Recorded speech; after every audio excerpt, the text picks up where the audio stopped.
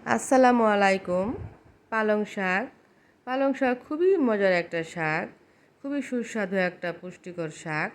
এখানে আমি কাঁচামরিচ কুচি দিয়ে দিলাম। পালং শাকটা খুব ভালো করে ধুয়ে নিয়েছি পরিষ্কার করে। পেঁয়াজ কুচি দিয়ে দিলাম, রসুন কুচি দিয়ে দিলাম। পালং শাক মনে করেন যে যত কম মশলা দিয়ে খাওয়া যায় ততই ভালো। এটা একটু স্বাদ মতো লবণ দিয়ে দিচ্ছি, হলুদের গুঁড়ো, আপনারা নিজেদের স্বাদ অনুযায়ী হলুদের গুঁড়োটা দিবেন। শাকে মশলার পরিমাণ খুবই কম লাগে। মরিচের গুঁড়ো দিয়ে দিলাম। যত মশলা শাকে ব্যবহার কম করবেন ততই স্বাদ শাকের আপনার ফ্লেভারটা ঠিক থাকে। সরিষার তেল দিয়ে দিচ্ছি আমি, আপনারা যে কোনো তেল দিতে পারেন। এখানে আমি চিংড়ি মাছ দিয়ে পালং শাকটা রান্না করব। চিংড়ি মাছ আমি খোসা ছাড়িয়ে পরিষ্কার করে ধুয়ে নিয়েছি।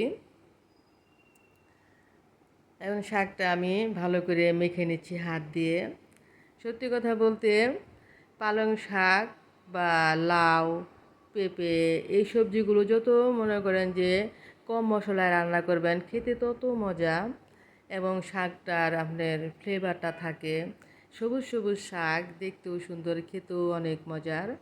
আমি চিংড়ি মাছে হালকা মশলা দিয়ে দিলাম, মরিচের গুঁড়ো, হলুদের গুঁড়ো, একটু লবণ, একটু সরিষার তেল দিয়ে এটা একটু মাখিয়ে নিব। খুবই মজার একটা তরকারি, অসম্ভব মজার। পালং শাক আর চিংড়ি মাছ তো এমনিই সবাই পছন্দ করি আমরা, আর যদি এভাবে শাক দিয়ে রান্না করে খাওয়া যায় তো আর বলার কোনো ভাষাই নেই, এত অসম্ভব মজার একটা তরকারি। এভাবে আমি শাকের উপর মাছটা বিছিয়ে দিচ্ছি।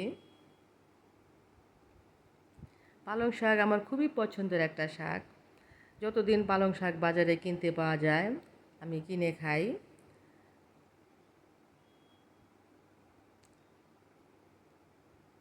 দেখতে অপূর্ব সুন্দর।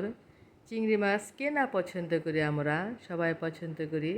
চিংড়ি মাছ দিয়ে যে কোনো তরকারি আপনারা রান্না করে খান, অসম্ভব মজার। আমি পালং শাক দিয়ে, যে কোনো শাক দিয়ে আমি চিংড়ি মাছটা রান্না করি। তবে পালং শাক আমার খুবই পছন্দের শাক। পালং শাক আপনার পুষ্টিগুণে ভরা, নরম একটা শাক।